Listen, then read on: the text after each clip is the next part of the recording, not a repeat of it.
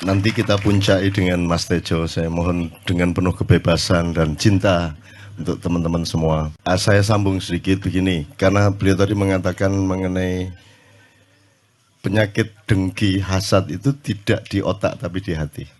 Satu ya.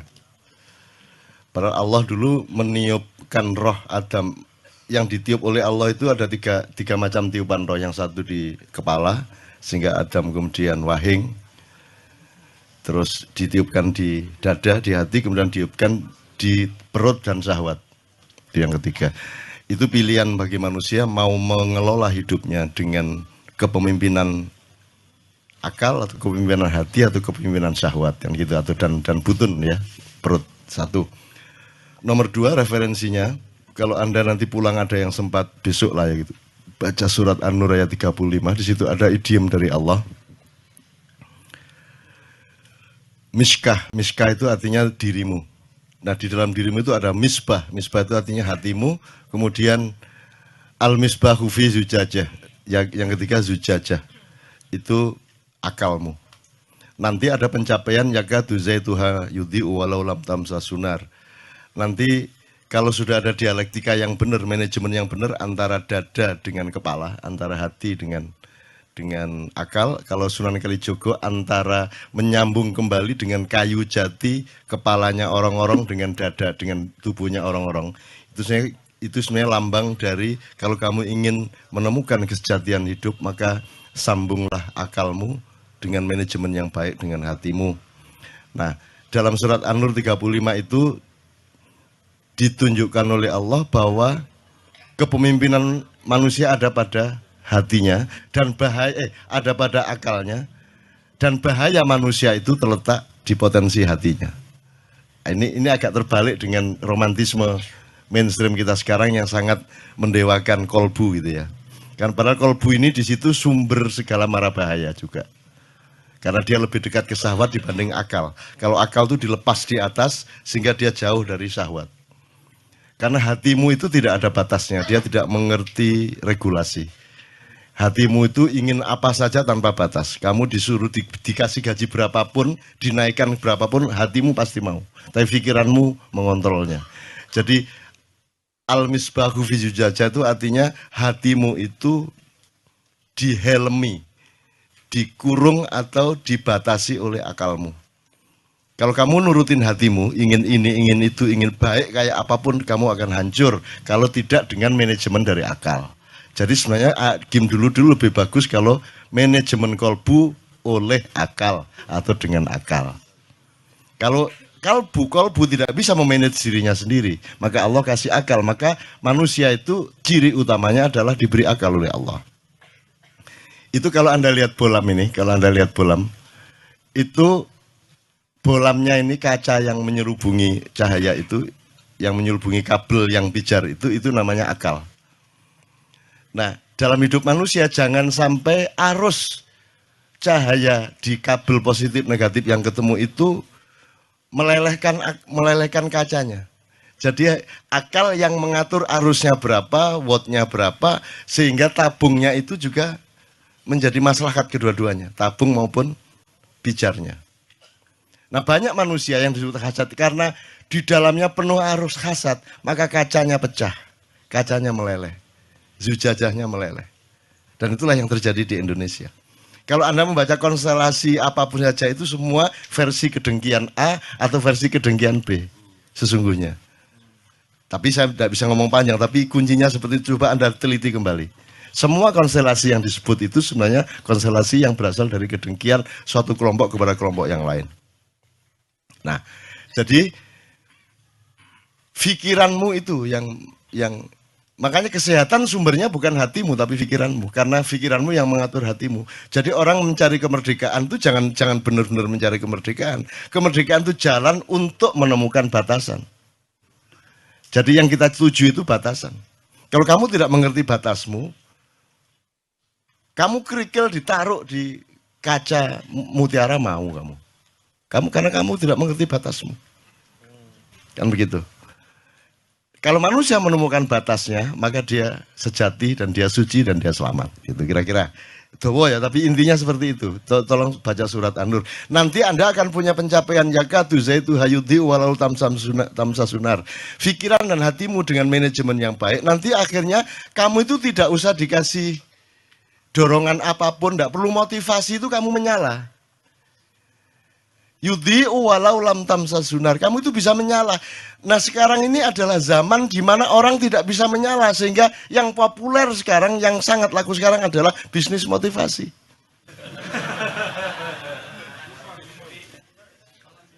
Ya toh? Motivasi, lu kurang apa kamu cari motivasi? Karena tidak benar manajemenmu itu. Masa saya kata sembahyang butuh motivasi, kata berbuat baik butuh motivasi. Saya sambung sama Asmaul Husna, sedikit ya. Saya tanya Mas, kalau tidak ada Quran, tidak ada Islam, Anda tempeleng istri apa tidak? Anda bunuh orang tidak? Anda nyuri tidak? Apa untuk tidak mencuri nunggu Quran dulu? Jadi sesungguhnya Al-Quran itu intinya, energinya, dan aspirasinya sudah ada di dalam dirimu. Seandainya tidak ada Islam pun, kamu tidak akan berbuat jahat kalau kamu benar-benar manusia sejati. Kan begitu? Nah ini sudah dikasih Quran, sudah dikasih Asmaul Husna. Kamu tidak kagum lagi sama Asmaul Husna. Tidak ada orang kagum sama Asmaul Husna, diterima begitu aja tanpa perasaan. Wala wajilat, wama wajilat kulubuhum, dan tidak tergetar hatinya. Kamu tahu nggak? Emang gimana kamu bisa tahu Tuhan itu? Gimana mau meneliti kayak apa, mau bertapa kayak apa supaya kamu tahu Tuhan? Tidak mungkin kamu tahu Tuhan. Tidak mungkin mengalami dan mengetahui pemahaman apapun mengenai Allah. Satu-satunya jalan adalah Allah ngasih tahu kamu tentang Dia, betul tidak? Nah itu prosesnya berabad-abad. Dulu orang tahunya, oh ada dewa perusak, ada dewa pencipta, ada dewa pemelihara. Ya toh? Cari-cari itu, alhamdulillah ketemu dikit 3. Kan gitu kan? Terus berkembang akhirnya sama Tuhan di shortcut. Udah gini aja. Gini aja, kamu tak kasih tahu siapa saya ya. Sifat saya itu 99 ya. Saya itu Rahman Rahim ikonnya. Jadi yang utama dari saya itu hadir ke kamu itu bukan hebat saya, bukan kuat saya, bukan dahsyat saya, bukan kuasa saya, tapi cinta dan kasih sayang saya. Makanya kita selalu tiap hari mengucapkan Bismillahirrahmanirrahim. Karena ikon utama Allah itu Rahman Rahim, bukan Syadid, wal Qawi, wal Matin, wal Jabbar, wal Qahir, wal Qahar. Enggak. Itu kekuatan-kekuatan yang hanya kalau terpaksa itu dikeluarkan. Karena Allah ingin bermesraan sama Anda. Wong yang ditawarkan cinta kok. Wajahnya aja wajah cinta kok. Makanya Rahman Rahim. Sekarang Anda minder, kalau Kristen ajaran kasih, kalau Islam ajaran perang kan gitu. Padahal tiap hari bilang Bismillahirrahmanirrahim. Itu ya teman-teman, saya singkat. Jadi Anda dapat Asmaul Husna itu mbak disyukuri. Masa tidak disyukuri? Kenapa? Karena manusia memang konsumtif. Jadi makanya Allah itu selalu memberi firman-firman untuk mendorong penelitian. Coba sekarang tanya kepada dokter yang pernah meneliti, apa ayat penelitian coba. Paling ngomong Iqra gitu dokter. Kamu sebut ayat apa saja, saya tunjukkan bahwa itu dorongan untuk penelitian. Ngono lho rek. Wes, sebutin ayat sendiri wes. Saya akan tunjukkan kepada kamu itu dorongan untuk penelitian. Misalnya apa? Allahu Akbar. Wes. Itu apa? Itu dorongan untuk penelitian. Kalau ayam, itu ya. Itu karena dia ayam ditakdirkan untuk keloro. Tapi kalau manusia mengucapkan Allahu Akbar karena ada asal-usulnya. Ngapain kamu Allahu Akbar itu? Allahu Akbar itu kan ketika kamu kagum, ketika kamu takjub, ketika kamu terharu, Allahu Akbar. Atau ketika kamu dalam bahaya besar. Kan begitu. Jadi harus ada pengalaman empiris sedemikian rupa yang menyangkut getaran hatimu dan terguncangnya jiwamu, baru kamu ucapkan Allahu Akbar. Jadi Allahu Akbar itu output dari peristiwa jiwa Anda yang meneliti macam-macam. Lihat pohon, ya Allah, Allahu Akbar, indah banget. Karena Anda meneliti pohon. Ngelihat cacing, ngelihat apa-apa. Jadi itu semua harus penelitian dulu, baru Allahu Akbar. Apalagi kalimatnya gini, Rabbana ma khalaqta hadza batila. Ya Allah, wahai Tuhan kami, tidak ada yang sia-sia Engkau ciptakan. Tuhan yang ngasih kalimat seperti itu, kalimatnya kalau Anda ngerti retorika, kan mestinya Tuhan ngomong gini, sesungguhnya tidak ada yang sia-sia yang aku ciptakan. Inna apa? Kaifa Ustaz? Seharusnya kalimatnya Tuhan tuh enggak Rabbana ma khalaqta hadza batila, tapi kalimatnya Allah wa ma khalaqtu kulla syai'in batilan. Wah, gitu mestinya. Enggak, Tuhan enggak gitu. Tuhan didik kita, mengayomi kita. Kalimatnya itu untuk kamu ucapkan, bukan untuk diucapkan oleh Allah. Manusia yang mengucapkan, wahai Tuhanku, sesungguhnya engkau tidak sia-sia menciptakan ini. Untuk ngomong gitu kan kamu neliti dulu. Ada apa kok ngomong gak sia-sia? Iya bujuk ketok pesek tapi ya Allah Rabbana ma khalaqta hadza batila. Ketoke rada merongos, ketoke rada ngene tapi ngabektine pol iki. Robbana makhluk, nah gitu loh. Anda mengalami sesuatu karena penelitian dan penghayatan Anda, baru Anda ucapkan Robbana makhluk hadza batila. Kalau enggak, ngapain tiba-tiba ngomong itu? Hari raya itu Allahu Akbar, Allahu Akbar. Itu malaikat tolah-toleh. Ono apa arek-arek kok ngomong Allahu Akbar? Yuk karena hari raya, lu kalau ngomong Allahu Akbar karena hari raya sama dengan ayam itu berkokok karena dia ayam. Selama Ramadan dia menghayati sesuatu, banyak hal yang dia alami karena puasanya, karena itikafnya, karena tahajudnya, betul enggak? Karena tarawihnya, maka akhirnya dia bertumpuk-tumpuk ketakjubannya dia kepada Allah, sehingga begitu tiba hari raya dia sudah tidak tahan lagi untuk mengucapkan Allahu Akbar. Ngono loh. Ki gak ono apa-apa. Ngomong Allahu Akbar. Malaikat tolah-toleh. Lah napa niku arek-arek niku? Embo aku ya wis putus asa, wis gendeng kabeh arek-arek iki. Gitu ya teman-teman sekalian ya. Jelas ya. Maka bersyukur Asmaul Husna lewat gitu saja. Padahal semua yang paling dasar ketakjuban. Apa yang melebihi ketakjuban? Lah Anda tidak takjub sama apa-apa. Bagaimana kalau manusia tanpa ketakjuban itu sudah bukan manusia karena alat-alat utamanya tidak dipakai. Itu kemudian terakhir satu sebelum Mas Tejo ya. Mas Tejo setelah itu monggo. Karena Mas Tejo akan mengelaborasi itu dengan pengalaman kebudayaan dan kebatinannya.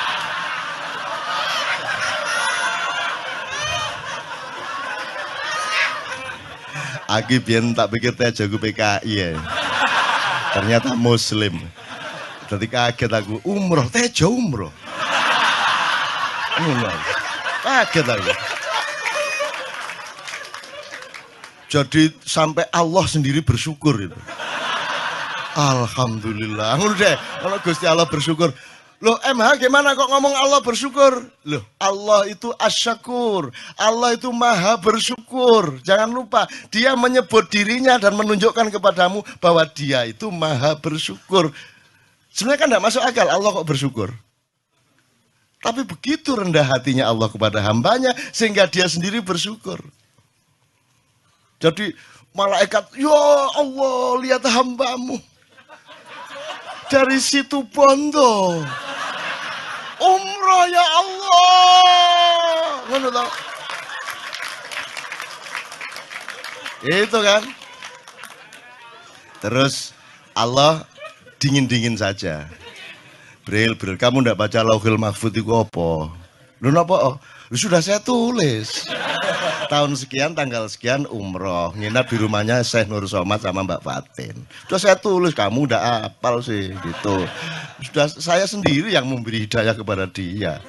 Mana mungkin Tejo ingat saya kalau saya tidak mengingatkan dia tentang saya, kan gitu kan.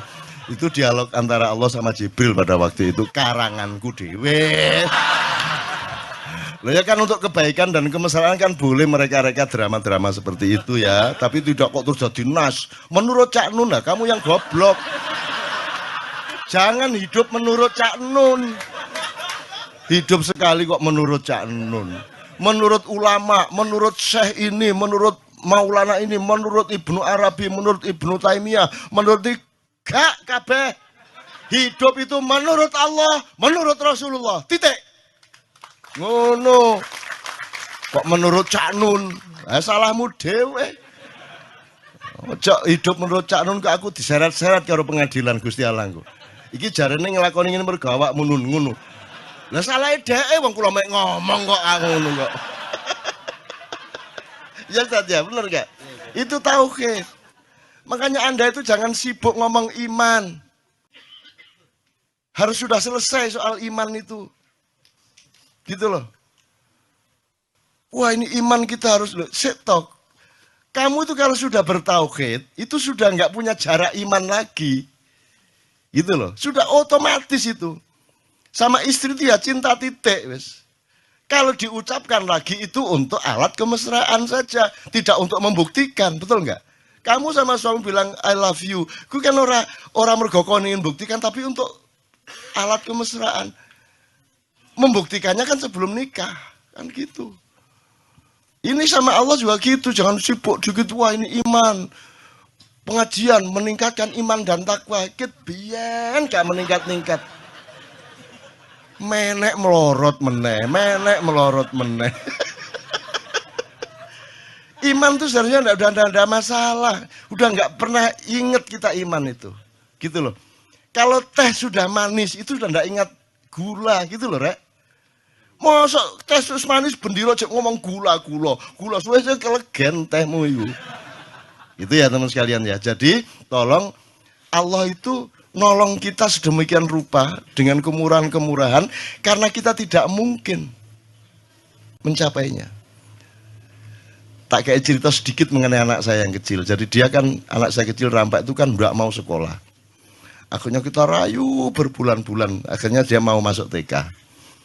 Malam itu sebelum dia sudah dirayu ibunya sedemikian rupa, akhirnya dia pekewuh mau gitu ya.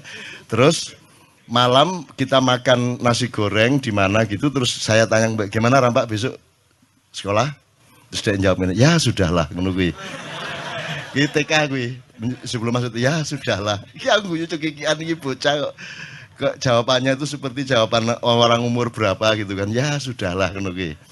Paginya begitu dia mau berangkat, dia nemuin saya dulu, ya aku mau sekolah tapi saya tanya satu, ya apa? Kenapa sih kan sudah ada ayah dan ibu kok masih harus ada guru? Nah, ya kan guru kan asistennya ayah ibu, kan ayah ibu kan waktunya tidak banyak, maka bikin asisten. Nah, ngono. Oh gitu ya, untuk bantuin ayah. Oke, terus dia berangkat sekolah. Pulang sekolah langsung nemui saya, ya aku mau tanya ya apa? Agama itu penting po? Mbok.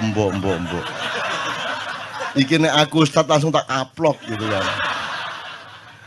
Ngomongnya dengan emosi dan ngenyek itu loh, bahasa Jogja. Ya agama penting po.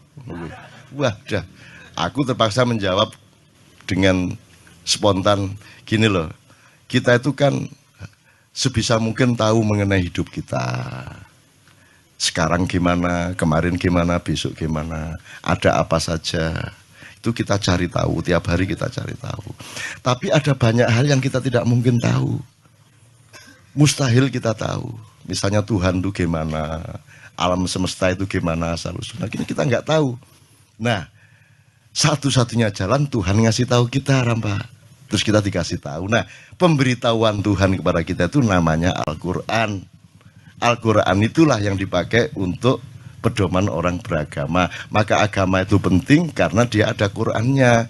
Karena kita jadi tahu macam-macam yang kita tidak mungkin tahu gitu. Terus, oh ya udah, dia bilang gitu.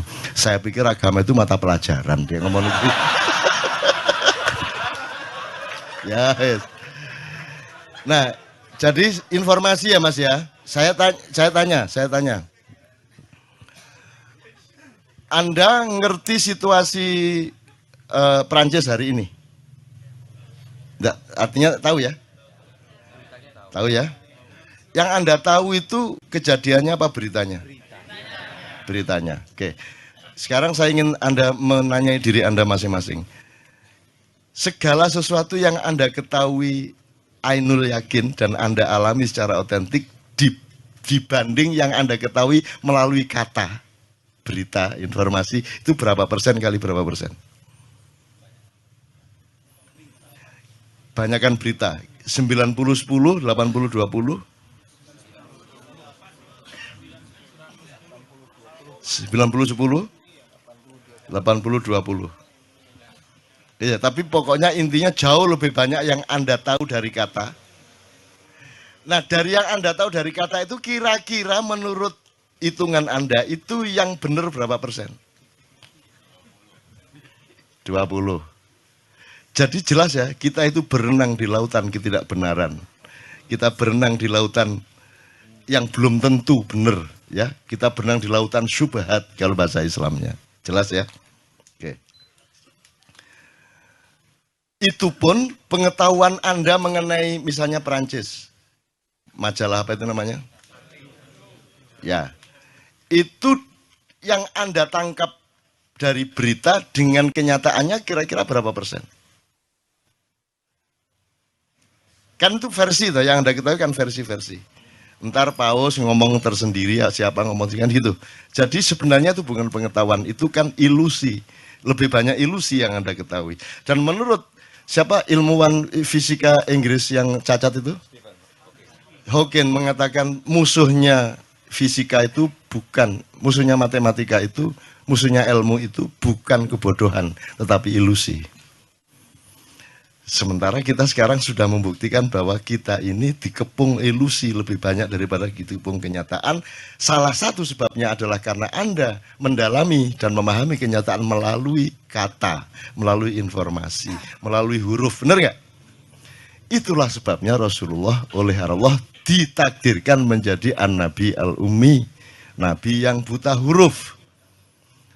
Yang tahu macam-macam tidak karena informasi literer, tidak karena informasi huruf, kata, kalimat, koran, TV, dan sebagainya. Tapi karena beliau mengalami sendiri, hakul yakin, ilmul yakin, ainul yakin.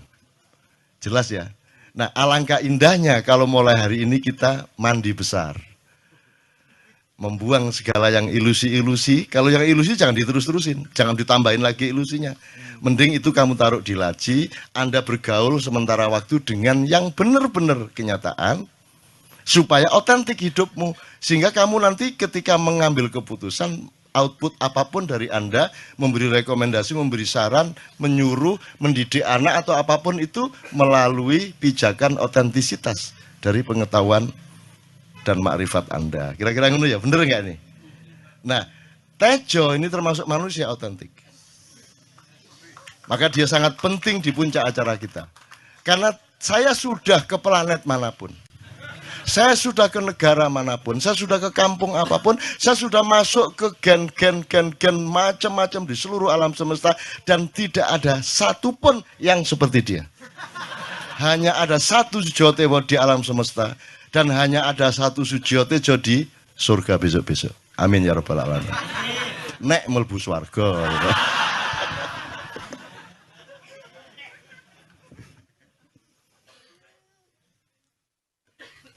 Ya teman-teman, saya tadi ke rumah Mas Nur Samad Kamba, terus ya terus ke sini. Jadi Kenduri Cinta ini tak anggap koyo nek padang pasir koyo oase gitu loh. Jadi capek nang TV capek, nang koran capek, nang kene enak. Jadi delok kiai lucu, bahannya gak ente-ente. Cuman saya berbeda sama Mas Nur Samad Kamba ini, dihargai orang karena tahu bahwa dia deket sama Cak Nun. Kalau saya meskipun pakaiannya nggak ulama ini dihargai orang karena semua tahu saya gurunya Cak Nun.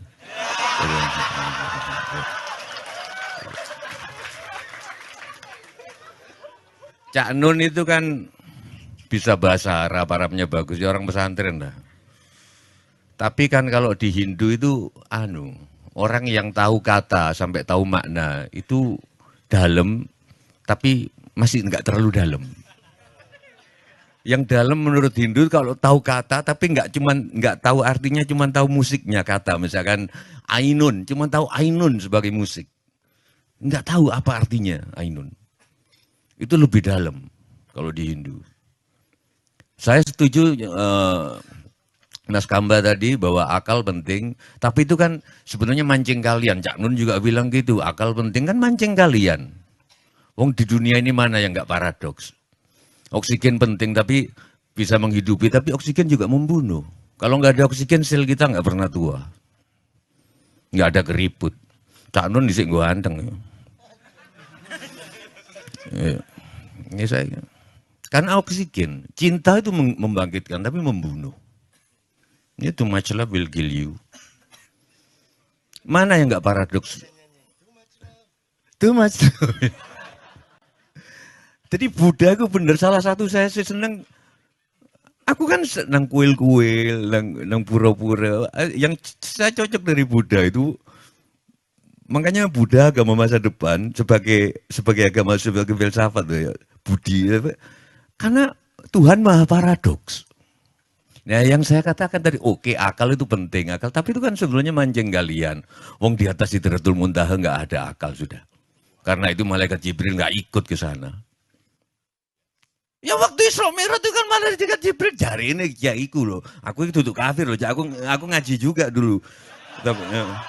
Loh, melok kan Jibril melok begitu senang Sidratul Muntaha nggak kuat. Nabi doang karena ganggu akal. Rahwono di situ bener. Rahwono itu sastra Jendrahyuningrat itu penguasa tertinggi ilmu itu Rahwono. Baca bukuku kalau nggak percaya. Lu tenan lagi. Kamu pikir Rahwono mencintai Sinta karena namanya Sinta? Enggak. Suatu hari Sinta itu berubah namanya menjadi Waidehi. Belum ada yang tahu, 3 kali berubah menjadi Janaki juga. Tapi Rahwana tetap mencintainya karena dia tidak menyembah nama, dia menyembah zat. Ilmuku dhuwur. Loh, Cak Nun tadi bilang akal penting itu nipu kalian. Dia tahu bahwa akal ada batasnya. Aku ngaji nggak perlu arti. Dan ngajiku sak karepku. Amanar rasulu bima unsila ilaihi min rabbihi wal mu'minun. Nek salah bener iku sak karepku. Qalu amana billahi wa malaikatihi wa kutubihi wa rusulihi wa kutubihi wa qala sami'na wa ata'na ghufranaka rabbana wa ilaikal masir.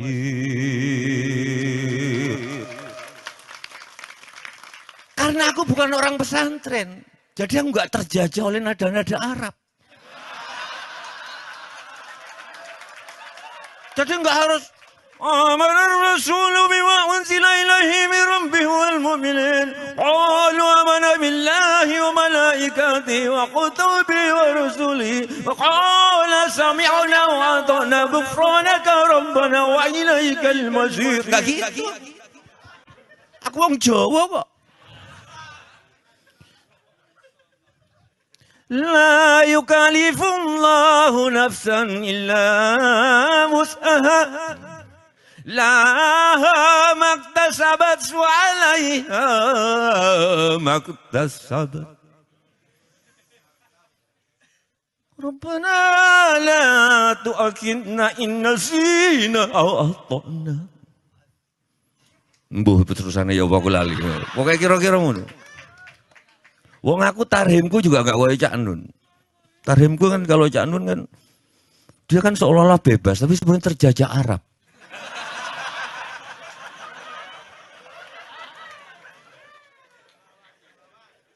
Assalatu wassalamu alaik. Ya kan? Terus ya terus ada ya. Menengetel. Enggak kalau terus ada ya Pak. Enggak, aku mau nada Jawa, gimana nada Jawa? Itu kan orang Mesir itu. Aku tahu dari Mesir, nonton Cak Nun ngomong di YouTube. Salatu wassalam ada malaik. Ya Imam al-Mujahidin. Ya Rasulullah.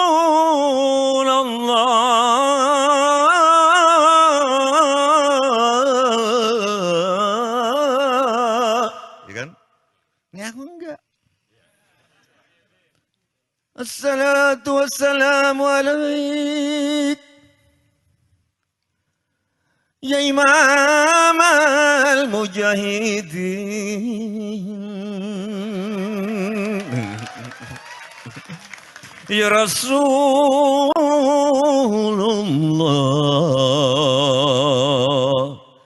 Merdeka.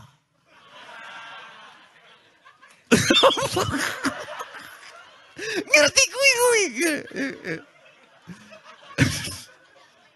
Terus kok bisa umroh? Aku juga nggak tahu, tiba-tiba disuruh umroh sama Buya.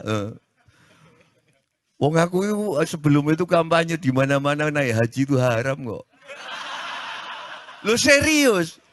Aku selalu bilang kalau naik haji untuk kasus Indonesia, tapi kalau duit naik haji 30-50 juta itu ditabung, terus gak perlu investasi kok Mas Adi tadi bilang, gak perlu investor-investor asing itu. Itu bisa untuk membangun sekolahan, membangun jalan raya, membangun listrik dan lain sebagainya. Ya kok ndelala tidak umroh, kok yo manut aku. Begitu aku nonton Ka'bah, jancuk yo. Memang bagus. Orang orang hitam tuh rasanya muter, orang Jepang, orang mana. Dan aku duduk di Masjidil Haram yang ngeliatin. Sebelum berangkat itu ada asistennya orang sana mungkin disuruh Buya atau apa ngasih tahu aku di mobil, nanti bacaannya kalau gini, kalau pas kita tawaf gini. Aku bilang wes Mas nggak usah Mas, aku tak mau coba karep-karepku dhewe mau coba. Umroh digunting rambut. Tapi ya itu guyon, itu kalian pasti tahu. Saya menghargai Cak Nun karena Cak Nun pasti nggak laku di TV. TV itu pasti ustadz sing ngomong haram halal. Pasti itu yang laku. Karena apa? Nek, aku mau jujur, mungkin karena rakyat Indonesia masih banyak yang goblok. Kenapa kok banyak yang goblok? Ini Mas Adi. Karena kita satu-satunya negara, hampir satu-satunya negara yang nggak ada seleksi alam. Nggak ada musim dingin. Nek. Musim enak terus. Nang jopo kue miskin, kue goblok mati tenan kue. Lah kan kini gak mati-mati kan musimnya nggak. Jadi wong goblok urip kabeh. Nah disitulah ulama-ulama halal haram itu muncul. Loh di sini ini kalian lumayan, tapi kalau 250 juta itu suku sing goblok sampai sing pinter ono kabeh. Kalau di Kanada yang sampai minus sekian derajat, ya aja saya di Indonesia berang itu. Enggak punya akal, enggak punya tabungan, enggak punya, saya kira mati nang mobil apa madu kademen. Ndek kene sapa sing kademen? Hidup semua, makanya saya enggak, kadang-kadang kalau ketemu Gus Plus sampean selalu orang bilang tanah kita tanah surga, tongkat kayu dan itu justru celaka karena kita enggak diseleksi. Angel lu ngomong makrifat ngene nang TV. Lo iya. Sing paling laku nang TV wudu itu. Ngomong kayak Cak Nun ae angel. Wudu itu sebenarnya yang disucikan apanya? Bukan fisiknya, tapi batinnya. Cak Nun kan biasanya ngomong gitu. Susah dang TV ditangkap kayak ngono. Kalau nggak percaya nek sampean ngentut, sing diusap duduk selitmu kan. Cak Nun kan sering ngomong gitu kan. Wah, angel nang TV rek. Wong nek ngentut sing di wudunya bukan nggak cebok. Berarti batin kan. Tapi kan susah ngomong gini di TV. Makanya saya anggap ini oasis. Dan saya senang pada Cak Nun karena beliaulah satu-satunya yang melihat bahwa Tejo itu hidupnya cuma acting. Itu saya dengar pertama dari Cak Nun dan saya baru sadar iya. Kenapa? Lo aku ngomong nang TV, kayaknya koruptor kayak aku acting deh. Karena aku sadar nggak ada koruptor, nggak ada kehidupan. Ini sastra jenderal. Iki yang Cak Nun tadi bilang nggak ada hitam putih. Coba nggak ada koruptor, nggak ada demonstran, Metro Mini nganggut apa? Loh. Tetapi kenapa aku teriak? Karena aku mendefinisikan diriku sendiri sebagai pengamat. Sebagai pengamat aku harus kanyang korupsi. Sikat. Walaupun aku tahu itu garisnya Gusti Allah. Aku nek misalnya orang-orang bergabung datang turut berduka cita, jane kene ku biasa, mosok cekakaan ngono gak. Tapi kene ku iki wis diatur Gusti Allah. Pertemuanku yang kene wis diatur. Kenapa kok aku tiba-tiba ke rumah Mas Samad Kamba, beliau masih dari Bandung datang, aku bilang ke Fatin istrinya kayaknya capek, nggak usah. Tapi begitu datang beliau nggak capek, kangen Cak Nun juga ya kok, aku juga kangen. Jadi cuman aku heran, kenapa setiap kali aku ngelihat Cak Nun, selalu aku ingat Novia. Gitu loh. Gitu loh. Iya. Tapi begitu ketemu Novia, aku lupa Cak Nun. Itu apa? Aku gak ngerti, kenapa ini? Al-Qudusu, Al-Maliku, Ar-Rahim, Ar-Rahman, Al-Azizu, Al-Muhaiminu, Al-Mu'minu, As-Salamu, Asmaul Husna versiku. Dan seterusnya, dan seterusnya, dan seterusnya. Menjelang terakhir, Ar-Rasidu, As-Saburu, Dzal Jalali wal Ikram. Yang terakhir, ke-100, sebut namamu sendiri. Assalamualaikum warahmatullahi wabarakatuh. Sip. Sekali lagi tepuk tangan lebih keras untuk Tejo.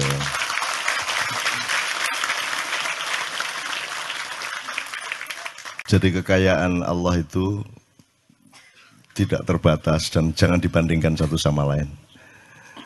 Jadi tidak ada yang lebih unggul dari siapapun. Kalau pohon kelapa tinggi, jangan dibilang dia lebih tinggi daripada pohon yang lain. Karena pohon kelapa ya begitu itu, pohon yang lainnya begitu itu.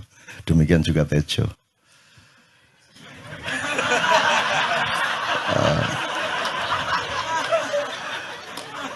Soal korupsi tadi saya sangat setuju ya Mas Tejo, karena saya terakhir saya ditanya sama anak saya yang rampak tadi itu, yang kelas 3 SD.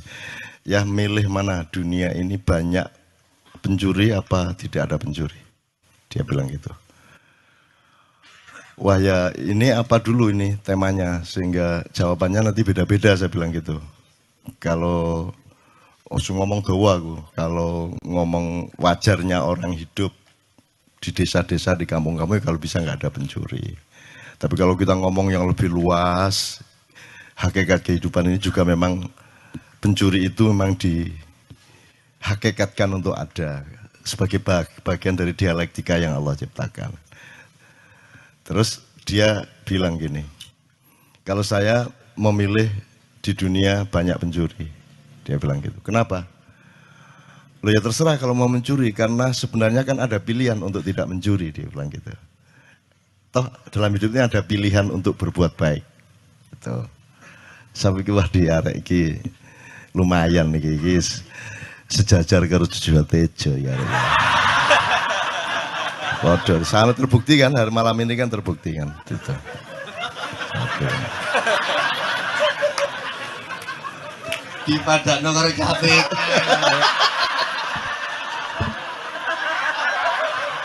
Ya enggak, saya enggak. Gini Jo. Enggak minimal disamakan sabrang sih lumayan nih. Dicari cilik loh. Ya enggak, karena yahdillahu mayyasha, ya. Wa yudhillu mayyasha, karena Allah itu tidak terserah Allah kalau mau bikin hujan, dia hujan.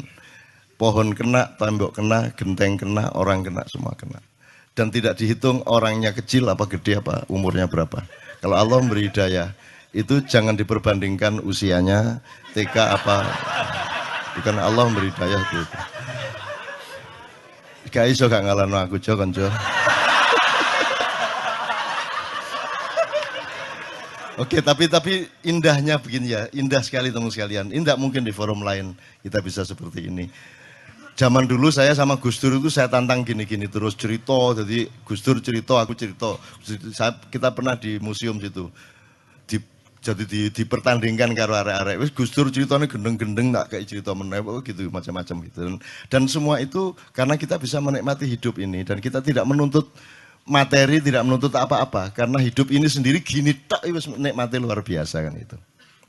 Nah, terus saya tuh gembira Mas Tejo sudah berani ngaji pakai lagu Jawa. Karena saya memberi contoh sudah bertahun-tahun yang lalu. Dan baru hari ini saya menemukan bahwa Mas Tejo sudah mulai berani lah.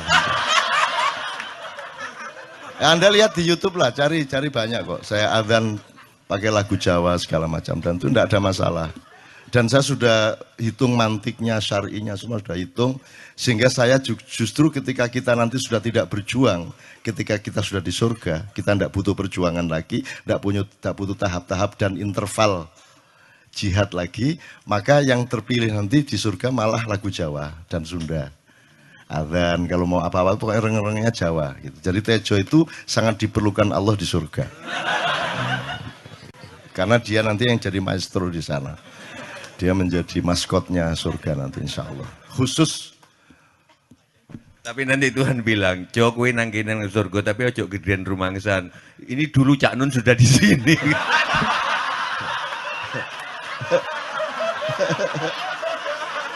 Terus aku kondo nang Tuhan asu ya.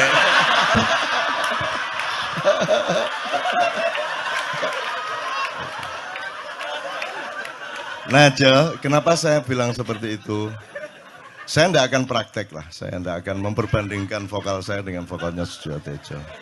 Karena saya pasti kalah kan gitu. Orang yang menang harus ngalah lah.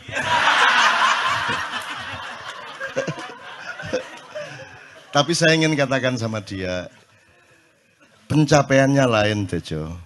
Kenapa Allah memilih bahasa Arab? Itu karena juga terkait dengan rasa Arab, terkait dengan segala macam yang sifatnya yang Anda bilang tadi, Jibril tidak bisa lebih naik lagi tadi itu. Karena pencapaiannya berbeda. Kalau Anda menguasai benar Panem Bromo, Pucung, ya, Dandang Gulo segala macam, kemudian Anda menguasai Qiraah Sab'ah misalnya, itu pencapaiannya berbeda.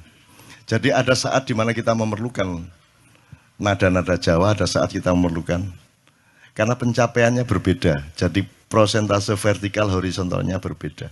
Jadi Jawa itu untuk kelangenan. Untuk orang yang sudah tenang, sudah tidak perlu berjuang, itu Jawa sangat enak. Gitu ya. Jadi itu justru orang yang sudah sukses, yang sudah pinter Jawa itu sudah sukses. Nah orang yang masih berjuang ini masih pakai Arab, bukan terpengaruh Arab, tapi metode sosialnya harus pakai itu. Karena yang di depan saya ini orang-orang yang terdidiknya Islam itu sama dengan Arab. Dan saya tidak ingin menghilangkan Arab. Tidak harus Arab, tapi juga tidak harus tidak Arab. Ini harus dipegang.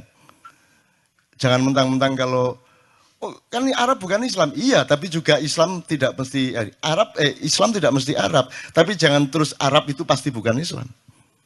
Unsur Arab tetap ada, unsur Jawa tetap ada, unsur Apon tetap ada. Gitu loh. Makanya Allah memilih bahasa Arab untuk menjadi firman-Nya kepada Muhammad dan tidak memilih Tejo untuk jadi nabi terakhir. Engko lak gak sido dakwah nyanyi ngono gak nyanyi. Itu. Jadi memang ada berbeda, tapi tidak masalah karena saya misalnya gini aja. Misalnya saya yang terkait salatu wassalamu alaik gitu ya. Saya tidak mungkin memakai Jawa karena mereka belum siap secara budaya. Karena mereka perangkat musikalitasnya berdasarkan budaya mereka, perangkat musikalitasnya yang bisa mengantarkan mereka naik itu harus pakai tradisi itu. Gitu ya. Meskipun saya membuka diri dan membuka semua orang lain untuk bertukar-tukar, tidak ada masalah. Makanya yang terakhir-terakhir kan banyak pendeta-pendeta datang kan saya suguhi dengan Kiai Kanjeng Sholatullah kan selalu. Sing lagu ada lagi yang lagu gereja yang sing Gloria apa kok? Jo sing apa? Sing piye kalau Natal itu yang iya, oh iya Pak, yang pakai bayana, bukan, sing iki lho. Na na ni na na ni na na na na na ni na na na na na na na na na ni na itu kan salatun minallah wa alfasalam alal Mustafa Ahmad Syarifil Maqam. Itu kita menyesuaikan diri, bukan menunjukkan diri. Jadi sudah dilakukan sekian tahun yang lalu. Iya. Ngono lho Rek. Kita ini melayani. Pengumuman ya. Nek di ono pacare enggak. Kowe arep nang di nang pengajian. Walah, itu pengajian itu Cak Nun sudah melakukan itu 20 tahun yang lalu. Yes. Gitu teman sekalian. Enggak, soal pencapaian tadi memang berbeda. Jadi saya tidak mengatakan mana lebih unggul, tapi pencapaian Roso Arab, bahwa Arab Saudi sekarang kayak gitu itu masalah lain. Tapi bahwa pencapaian struktur nada Arab berbeda dengan pencapaian struktur nada Jawa, apalagi dengan Barat. Kalau Barat kan enggak bisa banyak yang bisa. Kalau pas itu tadi bisa. Tapi kalau misalnya Indonesia tanah air itu kan lagu Arab, lagu Barat. Itu kan kalau untuk ngimami kan gak enak. Bismillahirrahmanirrahim. Alhamdulillahirabbil alamin. Arrahmanirrahim. Maliki yaumiddin. Iya. Kayak enak blas. Tapi kalau Jawa, karena Jawa tidak terikat dengan apa namanya ideologi nada Barat, maka Jawa kan kalau Timur itu kan tidak ada barbar sebenarnya. Di Timur kan Tejo tahu persis bahwa Timur itu begitu membuka diri. Musiknya bisa 4/4, lagunya 3/4. Dan itu di Timur eksplorasinya luar biasa. Jadi kalau lagu Sunda, lagu Jawa dipakai untuk ngimami bagus banget. Apalagi yang ngimami imam besar Syekh Al-Mutawakil Sujewo Tejo Mutafakun alaih. Yang mutafakun itu artinya orang bersepakat atas dia, gitu ya. Jadi jangan dijadikan mitos bahwa mutafakun alaih itu harus perawi-perawi hadis saja. Apapun saja, siapapun saja yang kita bersepakat dan mantap dengan kebenaran yang dia bawa berarti mutafakun alaih, kan begitu Ustaz? Itu. Kecuali yang baku kayak sallallahu alaihi wasallam itu tidak bisa dipakai yang lain. Itu kenapa? Karena kita ingin jimat kita ini utuh pada Rasulullah, karena Rasulullah itu pusaka hidup kita. Kan gitu. Itu jangan dikurangi lah gitu. Jangan ditambahi, jangan dikurangi gitu. Ojo terus Sujewo Tejo sallallahu alaihi wasallam. Ya gak enak ya. Gitu. Oke.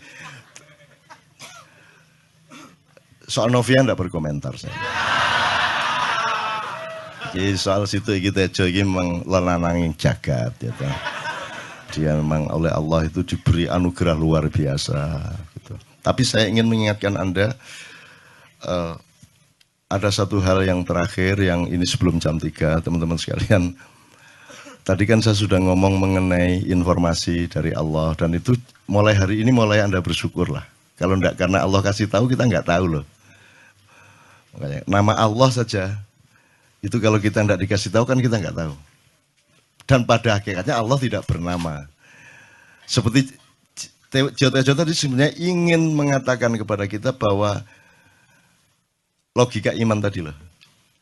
Jadi wong iki nek wis ndek kono iku wis gimana ya? Saya ngomong akal segala macam itu karena Anda masih pada posisi berjuang. Maka bekal utama Anda adalah akal. Selama berjuang di dunia, hanya orang Jawa kemudian yang punya teori mukswa. Tolong dijelasin, mukswa itu apa? Misalnya ada informasi secara kebatinan, Nyai Roro Kidul itu sebenarnya adalah manusia yang muksa. Sekitar 2 milenium yang lalu, upamanya gitu ya. Itu kan tidak bisa dibuktikan juga, tidak bisa diberpakan juga. Tinggal kamu ambil maknanya. Jadi kalau ada informasi apa-apa, teman sekalian, jangan lantas terseret untuk membenarkan atau menyalahkan. Nanti dulu tuh, kita ambil aja manfaatnya. Misalnya Nabi Khidir. Khidir itu anak siapa? Tidak tahu toh. Bapaknya sopo gak ngerti. Punya istri apa tidak enggak tahu. Ya toh, lahirnya di mana enggak tahu. Dia orang Arab apa Persia apa Afrika enggak tahu kan? Apa orang Jawa, orang Sunda, enggak tahu kan? Nah, itu enggak usah diperdebatkan. Jangan terus bersikap akademis, kognitif terus. Khidir itu ambil namanya aja lah. Yang penting ada kehadiran. Di dalam dirimu itu selalu ada kehadiran Allah.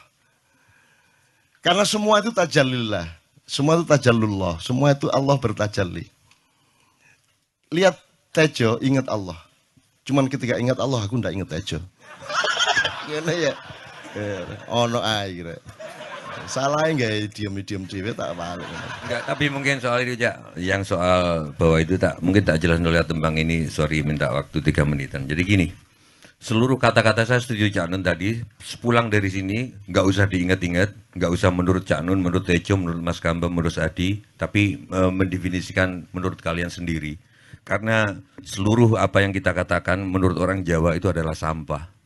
Habis ini kita udah ngomong seluruh omongan ini jadi sampah, yang bisa membuat itu tidak jadi sampah adalah interpretasi masing-masing pribadi. Jadi gini. Lang-langing driya lang-lang ramyon lengkang.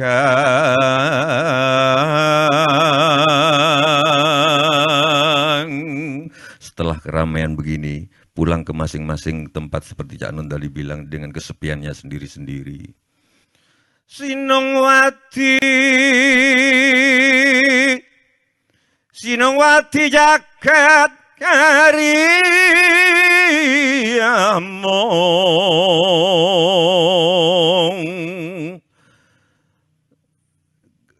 Kalian masing-masing yang setelah menganggap ini sampah di lautan pertanyaan, lautan penjelasan akan mendapatkan mutiaranya sendiri-sendiri, Fidel Castro-nya sendiri-sendiri.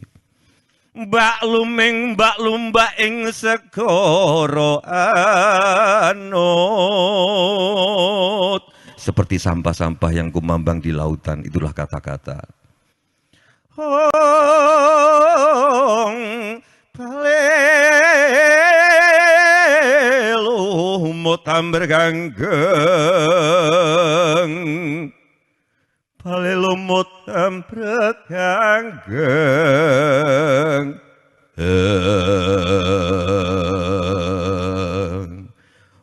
Mohon maaf, saya setuju Cak Nun, mungkin pencapaian beda-beda tiap bahasa. Mungkin Cak Nun tidak menggunakan Jawa karena menganggap bahwa teman-teman orang masyarakat Indonesia terlalu banyak pengaruh Arab, tidak siap untuk pakai Jawa. Tetapi nggak tahu Cak Nun, saya selama ini sering dikasih pengertian bahwa Bismillahirrahmanirrahim dengan nada itu adalah dengan nama Allah yang Maha Pengasih lagi Maha Penyayang. Tetapi setelah saya nadakan Jawa, ngucapin Bismillah saja dengan rasa Jawa, sorry, ternyata bagi saya Tuhan bukanlah Raja dengan kasih sayang. Setelah saya jawakan lagunya yang saya rasakan, Tuhan adalah kasih sayang yang meraja. Jadi bukan sesuatu zat yang dilengkapi dengan kasih dan sayang, tapi kasih sayang itu sendirilah Tuhan bagi saya. Karena itu mungkin ya ojo mbok tiru, aku wis gak sholat mbuh pirang tahun iki. Aku terakhir sholat di rumahnya Mas Kamba di Jeddah. Karena seminggu tinggal di sana aku nggak ngerti mau ngapain. Ya udah akibatnya tanya Fatin mana istrinya. Wah, aku mau subuh aku ngapain? Ya aku sholat itu. Di kamar dikasih sajadah, ngopo sajadah gitu. Ya habis itu aku nggak sholat lagi. Tapi mungkin kalau yang kalian sebut tajalli, siapa tahu ketika aku gini, siapa tahu ketika aku ngerokok, siapa tahu ketika kecelakaan sama Cak Nun, tapi dalam hatiku adalah innama amurhu idza arada syai'an an yaqula lahu kun fayakun. Siapa tahu itu terus yang aku ucapkan. Siapa tahu al-ikhlas terus yang aku ucapkan. Kalian nggak tahu. Tapi saya setiap kali ketemu Cak Nun kelihatannya ngeledek, tapi mungkin aku berharap kalian bisa merasakan sebetulnya bukan itu. Ya acting, tapi aku sayang. Beliau ini banyak musuhnya, banyak yang sinis ke dia. Tapi aku oke. Dan aku hadir ke sini bukan tanpa risiko di kalangan beberapa teman. Oke Cak Nun, terima kasih. Mudah-mudahan, dan saya minta doanya ke teman-teman, saya mau ngamen di Kairo.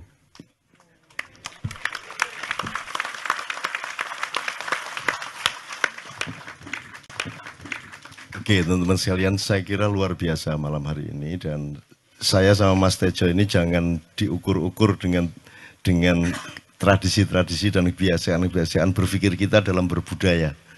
Karena ini bukan masalah kebudayaan, ini semua masalah bahkan di atas akal sehat kalau Tejonya mengistilahkan tadi gitu ya teman sekalian. Jadi saya sama dia kalau enggak nyanyian ya enggak. Dia temanya yang diwakili saya itu tumpukan-tumpukan ejekan kepada saya dan itu adalah rahmat yang luar biasa. Dan dia tidak sholat segala macam, saya tidak membuat saya merendahkan dia atau membuat saya menjadi agak kurang dekat dengan dia, tidak juga. Karena itu Allah punya gitu loh. Dan Allah itu terserah-serah dia. Karena Allah itu maha menghisap, karena makanya matematika itu ilmu paling murni, paling suci itu karena urusan agama nomor satu itu hisap. Ya toh? Nomor satu itu hisap. Dan yang menghisap itu Allah, bukan kita, bukan ustadz, bukan kiai, bukan siapa-siapa. Dan Allah pernah mengatakan, saya kira di sini aja yang cerita mengenai orang Badui, terakhir ya, orang Badui keliling Ka'bah, dia mengucapkan ya Karim, ya Karim, ya Karim, ya Karim. Terus ada laki-laki di belakangnya tawaf juga dan mengucapkan ya Karim, ya Karim, ya Karim, ya Karim, ya Karim. Sampai akhirnya si orang Badui ini noleh, kamu ngapain kok niru-niruin saya?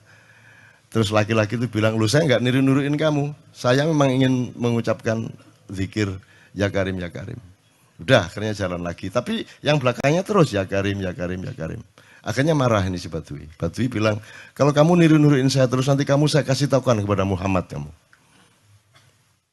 Orang yang paling saya imani, orang yang paling saya cintai, orang yang paling saya percaya, orang yang paling membuat hidup saya sangat hidup. Itu Muhammad namanya. Terus orang di belakangnya bilang, kamu sudah ketemu Muhammad belum? Belum. Saya sudah keliling-keliling di Mekah tadi belum tahu di mana Muhammad. Akhirnya saya muter-muter di Ka'bah ini. Terus Rasulullah kurang pinter acting kayak Tejo. Kalau seandainya yang di belakangnya itu Tejo kan pasti diperpanjang-panjang itu. Tapi Rasulullah tidak tahan saking cintanya kepada orang itu, akhirnya dia mengatakan, ya Arab, akulah Muhammad yang kau cari. Wah, akhirnya si Arab ini, si Badui ini memeluk Muhammad sedemikian rupa. Terus tiba-tiba Jibril datang disuruh Allah. Ya Muhammad, Allah yuballigh assalam ilaik. Allah menyampaikan salam kepadamu. Oh ya, waalaikumsalam warahmatullahi wabarakatuh. Gue tahu salam-salaman karo Gusti Allah. Lewat pasar, assalamualaikum. Terus dia bilang, oh, waalaikumsalam. Ono tulisan di langit, asik tau kan? Asik lagi. Allah menyampaikan salam kepada Muhammad. Oh, waalaikumsalam. Apa yang bisa saya dengarkan dari Allah? Allah menitipkan pesan, katakan kepada Yahudi itu.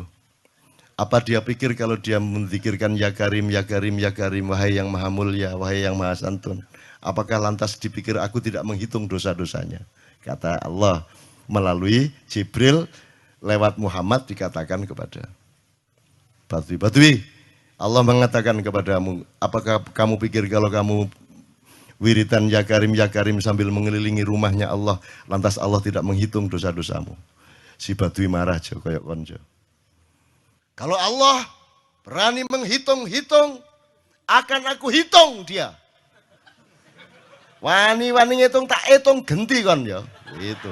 Muhammad kaget toh, wah iki arek situ bondo ya. Muhammad kaget. Jibril juga langsung menyampaikan kepada Allah. Terus Allah mengatakan, katakan kepada Badui, bagaimana mungkin dia menghitung-hitung saya, kata Allah. Terus Muhammad menyampaikan, wahai Badui, bagaimana kau menghitung Allah? Allah yang menghitung kamu. Terus Badui menjawab, kalau Allah berani menghitung dosa saya, aku akan menghitung ampunannya. Kalau Allah berani menghitung kekhilafan dan kekeliruan saya dan ngawur-ngawurnya ngomongnya saya, aku akan hitung permakluman dan kedermawanan dia kepada saya. Coba seimbang apa tidak? Aku yakin permakluman dan ampunan Allah akan lebih melimpah-limpah dari kesalahan saya. Gitu. Ngerti ya? Jadi mulai metu oma. Ayo wani-wani ngitung. Wani-wani ngitung tak hitung ganti kan. Ya. Terus tahu nggak jawaban Allah?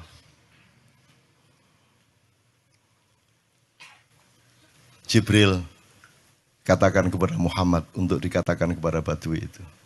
Wahai Badui, kamu tidak perlu menghitung-hitung Allah. Karena aku juga tidak akan menghitung-hitung dosamu. Wah, coba. Jadi kalau itu berlaku untuk Tejo kan sembahyang nggak sembahyang beres toh? Iya lah, beres. Ya kita doakan aja amin ya robbal alamin itu ya. Enggak gitu, konteksnya enggak gitu, Pak. Enggak. Gini loh. Aku ngomong gitu konteksnya supaya kalian nggak nyangka bahwa aku ini sholat itu. Aku nggak bener agamaku itu aja. Oke, bagus. Ini seperti Weldo. Anda pernah kapan-kapan Weldo tak suruh ke sini. Weldo itu teman kita dulu jamaah Al-Falah Surabaya, kemudian dia memberontak karena dia seperti dia ini tanya macam-macam dan kiainya marah. Seharusnya kan menjelaskan dengan arif tapi marah. Makanya Weldo itu sekarang berpenampilan kayak wayang. Bener-bener ini ditato, tidak pakai baju kayak gini, tapi pakai pakaian wayang sehari-hari. Ininya udah pokoknya Anda nggak paham ngelihat dia. Bagaimana dia bisa tahan hidup seperti itu, ini krempiang, nggak pakai kaos, nggak pakai apa, terus sudah sampai bawahnya dia pakai seperti itu. Dan saya tanya waktu Ma'iyahan di Surabaya, di Bali, Bung Weldo, saya kagum sama Anda, karena saya tidak bisa menemukan satu orang pun di dunia ini, baik dia manusia biasa, tokoh, bahkan Nabi dan Rasul, tidak saya temukan yang berani tampil kayak Anda, saya bilang gitu. Bayang no Megawati pakaian kayak awakmu ngono. Wis gak ono wong wani wis. Cuman saya ingin Anda teman-teman ini memahami kenapa Anda berpakaian seperti ini. Jawabannya seperti Tejo. Persis. Karena saya ingin semua orang yang ketemu saya menyangka saya adalah orang yang tidak baik. Karena saya ingin orang yang ketemu saya, mereka tidak berpikir bahwa saya itu sholat tiap hari. Ini saya terpaksa menjawab karena ditanya oleh Cak Nun gitu kan. Nah, gitu. Jadi Tejo itu ya sejajar sama Weldo tadi lah. Gitu.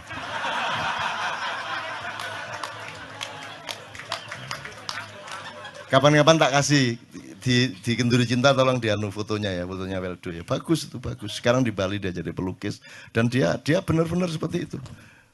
Dalam tradisi tasawuf itu, khazanah tasawuf itu ada cerita gini, Cak. Itu semua orang tahu Syekh Abu Yazid Al-Bustami ya. Beliau itu adalah begawan sufi tasawuf yang paling besar. Dari Kufah, ya, dari Basra ke Baghdad. Jadi setiap kali dia masuk ke kota Baghdad itu misalkan ada khalifah lagi kumpul-kumpul ini dengan rakyatnya, terus mendengarkan Syekh Abu Yazid Al-Bustami datang, itu majelisnya raja khalifah itu akan kosong, kemudian berkumpul ke Syekh Abu Yazid Al-Bustami. Nah itu merasa dihormati, dimuliakan, diagungkan, itu kemudian mengusik rasa keberhambaan yang pada Allah. Jadi pada waktu bulan Ramadan dia sengaja ke kota Kufah siang hari, makan di warung di tengah kerumunan orang banyak. Kemudian orang-orang itu pada memaki, pada yang menyesali gitu. Ini katanya wali kok gitu ya. Jadi saya pikir orang yang paling menghargai dirinya dan kedekatannya kepada Allah itu justru lebih memperlihatkan ketidak diterimanya gitu loh. Jadi dengan situasi kondisi yang ada sekarang ini gitu loh. Saya ingin mengatakan bahwa Anda tahu apa Sujiwo Tejo itu pernah baca atau apa mengenali Malamatiyah namanya gitu. Jadi ketika orang merasa dirinya apa-apa, dia harus memperlihatkan bahwa dia itu harus disesali, dia itu harus dimaki supaya dia merasa bahwa dengan begitu ketika Allah mencintainya maka dia sangat sangat menghargai cinta Allah itu, karena begitu rasa hinanya di di tengah umat manusia ini. Kemudian ketika Allah menyapanya, maka sapaan Allah kepada dia itu begitu indah, begitu menusuk, begitu menyentuh, dan seterusnya. Demikian dari. Maksudnya Syekh Yazid Bustami itu, dia itu total sama Allah. Dan kalau ada orang menghargai dia, itu rasanya kok mengurangi totalitas kita kepada Allah kan gitu. Sehingga dia makan di bulan puasa di tengah orang banyak. Bahkan kemudian ada yang malah mendewa-dewakan dia. Wah ini wali, wah wali deh, nek wali mangan gak masalah, gitu. Poso-poso gitu, ono ngono jo. Akhirnya malah copot kelambi, melaku nyanggeng ini iki, tak tambahi, yo. Wah, semakin kita berbuat buruk, semakin didewa-dewakan orang. Mau BBM naik ya tetap malah bagus. Kalau orang sudah mendewakan orang, itu dia sudah kehilangan akal sehat kan begitu. Orang di pasar mengatakan, ini Jokowi jadi presiden aja naik BBM-nya sampai segini, apalagi Prabowo, nungguin. Jadi Prabowo itu gak dadi, disalah noe. Coba, pikirannya ada gitu orang di pasar. Jokowi aja segini naiknya, apalagi Prabowo, coba. Oke. Jadi yang satu itu sudah nyata, yang satu masih kalau itu loh, wis dihukum. Nah, kalau dihukum itu kan sudah hukum orang hasad toh, gitu loh. Maka Abu Nawas dihukum karena dia membawa pisau. Kenapa dihukum? Kata Abu Nawas, terus kata hakim, kalau karena kamu bawa pisau, dikhawatirkan kalau kamu nanti bisa membunuh orang. Itu kata si hakim. Terus Abu Nawas, oke, saya masuk penjara, tapi harus sama Pak Hakim. Loh kenapa? Kata hakim, lah Abu Nawas menjawab, lah Pak Hakim bawa alat kemaluan kemana-mana. Dikhawatirkan kalau Pak Hakim memperkosa anak perempuan. Lah kalau loh, salah di Indonesia. Makanya teman-teman pada sinis pada saya itu kan kalau dipikirnya saya mau cari apa, semua pada sinis. Dan tidak ada yang rahmat Allah yang melebihi sinisme teman-teman kepada saya. Tidak ada rahmat Allah melebihi saya dianiaya di Indonesia. Saya tidak diletakkan di tempat yang seharusnya. Saya tidak dibukakan peluang untuk menggunakan hak-hak saya. Tidak ada rahmat Allah melebihi penganiayaan Republik Indonesia kepada saya. Tapi soal saya tidak masuk TV Jo, mohon maaf. Saya yang tidak mau Jo. Saya hanya mau TV lokal, betul-betul lokal. ADTV, ATV, yang lokal-lokal di Jawa Tengah, Jawa Timur. Dan itu tidak ada tujuan apa-apa, saya bersodakoh. Kiai Kanjeng bersodakoh, jadi itu tidak transaksi. Mereka datang ke acara, syuting, dimuat. Dan acaranya 2,5 jam non-stop. Itu pun dari acara 8 jam seperti ini. Salah nangkep sampean ya. Ini loh, aku nggak ngomong, nggak masuk TV, nggak ngomong gitu. Masyarakat sing nggak diseleksi oleh hukum alam ini banyak yang goblok sehingga nggak siap nerima ceramah sampean. Siap. Makanya industri nggak nyerap. Nggak. Siap. Kemanapun saya pergi di seluruh Indonesia mereka siap 4 jam, 5 jam, 6 jam dengan saya, siap mereka. Mereka tidak ada yang goblok. Aku nggak setuju. Ini bukan yang goblok. Ini enggak hanya di sini. Kita tiap hari kemana-mana, Jo. Dan bukan orang Ma'iyah. Dan mereka siap 4 jam, 5 jam tanpa berdiri, tanpa kencing, tanpa rame, tanpa apapun mereka siap. Siap kok, enggak ada masalah, enggak ada yang goblok di Indonesia. Mereka masih punya sesuatu yang sejati. Bukan hanya dikenduri cinta loh ini. Bukan hanya dikenduri cinta. Kita kemarin di Boyolali sampai jam 1, dari jam 8. Enggak ada masalah kok, dengan 45.000 orang enggak ada masalah, mereka tahan. Tidak ada masalah. Jadi nyun saya soal itu bukan kalau anak KC saya jam 3 mau tapi masyarakat TV. Ya saya kadang-kadang kepingin buktikan aku tak standing comedian. 3 jam. 3 jam. Kalau ada yang bergerak tak santet. Nggak maksudku mergo tak santet. Ya ilmu sihir gampang kok. Sihir itu ilmu gampang. Tidak ada yang pergi. Karena mereka mencari sesuatu yang tidak ada batasnya untuk menemukan. Tidak akan pergi mereka. Ini mau sampai jam 6 tuat toh? Dan itu tidak hanya berlaku di Ma'iyah, dimanapun. Yang tidak kuat kan bupatinya, gubernurnya, kapolres. Arek-arek beres kabeh. Dan itu seluruh Indonesia tidak ada masalah sudah, tidak ada masalah. Jadi tidak benar kalau hukum, saya melakukan ini justru untuk melawan hukum industri. Kata siapa harus di channelnya dipindah, kalau gini maka terus dibikin acara gini-gini supaya orang tidak pindah channel. Buktinya saya 8 jam non-stop gak pindah channel. Ya, tolong pelajari di daerah sana Jo kalau soal ini loh, ini soal kebenaran komunikasi, karena saya memang tidak mau di TV swasta nasional. Dan kalau ada teman-teman dari TV nasional harap diketahui mau nyuwun sewu, saya memang tidak mau. Saya ingin membuktikan bahwa ya banyak yang harus saya buktikan. Itu loh. Gak ono apa rumah samu nek gak nang TV nasional terus gak terkenal ngono ta. Terus gak ono wong njaluk salaman ngono ta ya. Saya ingin membuktikan bahwa komunikasinya Allah itu tidak hanya lewat mata dan telinga.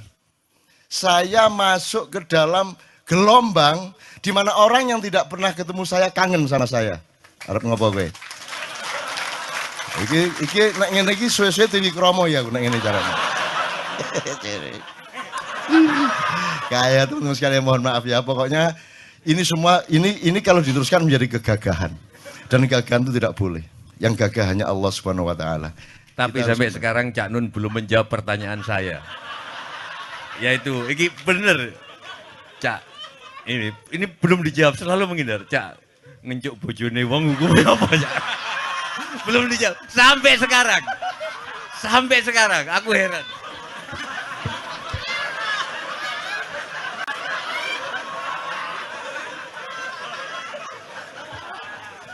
Itulah untungnya Allah memberi fenomena yang namanya puasa.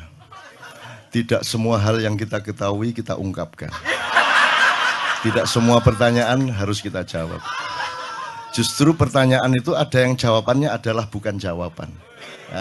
Ngono Jo, iki kayak terus kan ya. Begitu saya menjawab, dia menjadi bukan jawaban. Karena jawabannya adalah saya tidak menjawab itu.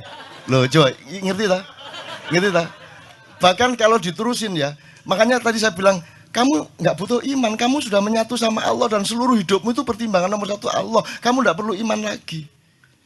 Kamu sudah teh manis, nggak perlu tambah gula lagi. Iman itu kan proses perjuangan. Makanya untuk ikhlas, ya, malam hari ini yang harus kita amati, jangan sampai mengurangi keikhlasan Anda dan saya, Tejo dan semuanya. Karena Anda jangan jadi orang ikhlas kalau tidak kuat menanggung bebannya. Karena orang ikhlas itu terpaksa kadang-kadang cacat-cacat keikhlasannya. Kenapa? Kalau orang ikhlas memberitahukan bahwa dia ikhlas, orang menjadi tidak percaya dia ikhlas, batal juga ikhlasnya. Tapi kalau kamu tidak bilang kepada orang itu bahwa kamu ikhlas, dia akan melakukan kamu sebagai orang yang tidak ikhlas. Angel ikhlas itu. Gak diomongno karo, diomongno batal. Jadi jawabannya apa? Jawabannya adalah tidak ada jawaban itu jawabannya. Kon niku lak njaluk fatwa to kon niku. Nang MUI gak wani, pokoknya Cak Nun mantuk sip iki ngono karepe iki arek. Dobol arek itu.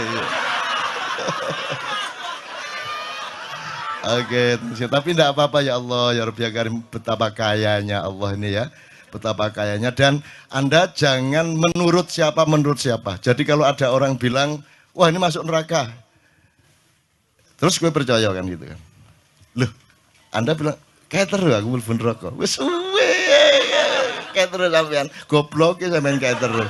Wis ket pian aku mlebu neraka. Aku nang swarga soal ndek kono dapurmu. Kan ngono kan.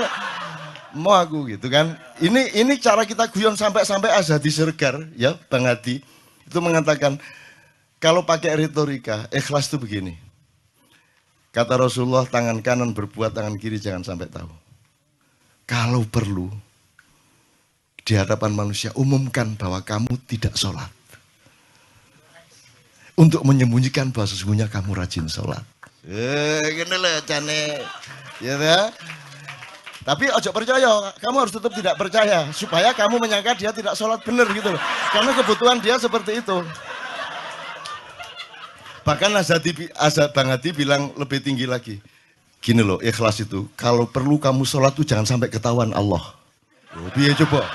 Coba. Piye yo, lu dahsyat toh itu, Dhuwur banget toh. Itu kan kalau kita ngomongnya linier kan marah kita. Masa sampai Allah enggak tahu? Loh. Itu retorika namanya, itu sastra namanya. Sastra itu enggak kok terus fikuli sumbual timiatu habah. Kalau kamu beramal satu itu seperti pohon yang jumlahnya 70 berbuah 100 masing-masing. Sehingga kalau kamu kasih 1 juta, kamu akan dapat 700 kali lipat.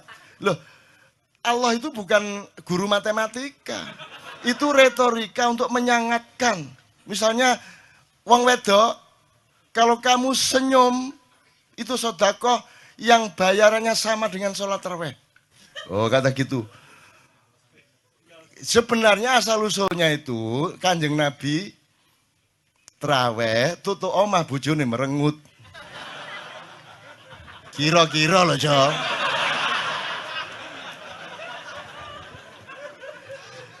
Jadi kon timbangan ini gak usah tarawih gak apa-apa anggere aja merengut yang lu janjane ngono kuwi asal usule.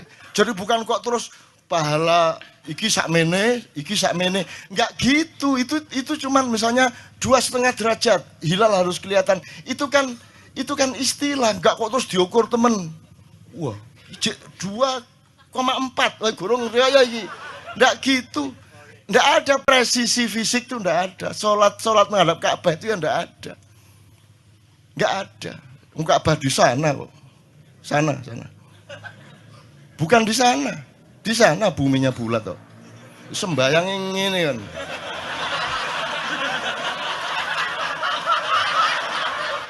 Nek sujudmu tadi kudu ngene. Gimana? Kok regulasinya material itu kan sama dengan wudhu tadi itu kan pokoknya administrasinya tuh ngadep ke sana. Maka kemudian kalau kita sederhanakan, Ka'bah itu kiblatnya orang di Masjidil Haram. Masjidil Haram itu kiblatnya orang di Mekah. Mekah itu kiblatnya orang di seluruh Arab. Jazirah Arab itu kiblatnya orang seluruh dunia. Yus pokoknya rono lah, masuk kudu 24,5 derajat persis. Jadi anggur sembayang nggawa kompas.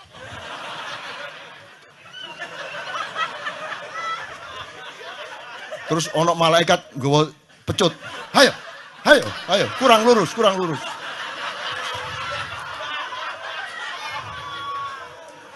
Iki agama ta latihan tentara ya. Oke, ini saya kalau ingat cambuk ini jadi ingat ada fatwa juga, Jo. Anda satu sama saya segala macam itu kan orang yang tidak punya apa-apa. Ya toh, makanya kita juga amalnya sedikit secara material gitu kan. Tapi pokoknya Anda jangan, saya ingatkan lagi yang belum dengar aja yang dengerin ya. Pokoknya jangan beol bawa cambuk gitu ya. Ya sudah jelas. Ini ternyata ada yang lebih dahsyat, Mas. Bagi yang belum paham, gini terakhir ini setelah ini Tejo akan memuncai dengan satu tembang, setelah itu kita pulang bareng-bareng. Jadi ada seorang caleg di Jombang. Gede gambare. Aku numpak becak. Becake karo genjot. Alah, dapur murek. Lho napa, Pak? Iku lho. Gambar niku lho. Apa gambar? Alah ngono nek sing nggo pecut karek nyalek barang. Lho maksudnya sing nggo pecut niku napa? Ngeten lho, Pak. Niku nek sing ten kali terus sae ditotol liwak niku mboten trimo. Dipecuti. Ayo. Dadi taeke mon mboten oleh ditotol wong apa meneh duwike ngono. Iku tak critakno ternyata ada yang lebih parah. Lho Cak ono ndek Jombangku gak mek nesing nggawa pecut, gak gelem nesing Cak. Nek nesing kuwatir kelangan taek dae. Coba ada orang ndak mau beol karena takut kehilangan tai. Coba itu Indonesia tuh kayak gini kok mau dirubah kayak apa? Maju kemana kayo? Dan nikmatnya luar biasa kok. Jadi sekarang ngelihat orang itu itu ndak mau beol orangnya, ndak mau berak lagi, ndak mau berak takut kehilangan tai kan gitu kan. Oke semua berdiri teman-teman sekalian. Bismillahirrahmanirrahim. Teman-teman sekalian kita bersyukur kepada Allah.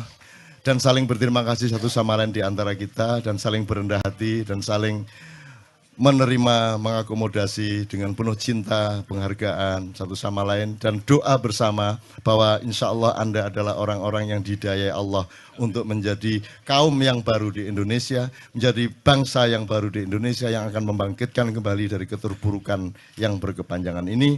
Untuk itu ya Allah, terimalah tembang dari saudaraku, asli sebagaimana Engkau takdirkan, karena dia dan kami semua sebagian di sini. Mohon yang bukan Jawa jangan marah, karena ini bukan Javanisasi dan bukan Jawa sentris. Ini hanya menjadi Jawa sebagaimana Allah suruh. Anda yang Sunda jadilah Sunda, Anda yang Bugis jadilah Bugis, dan lain sebagainya.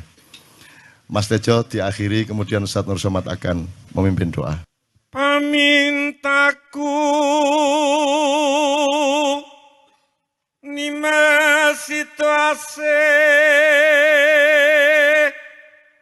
Permintaanku, wahai kekasihku, Hanut runtut tansah reruntungan, tidak pernah berjarak sejengkal pun, serambut pun. ing sarino saharine, Dalam setiap saat, setiap waktu, datan kinggang sarambut lamun adoh caketing ati, yen cedhak tansah mulat situasi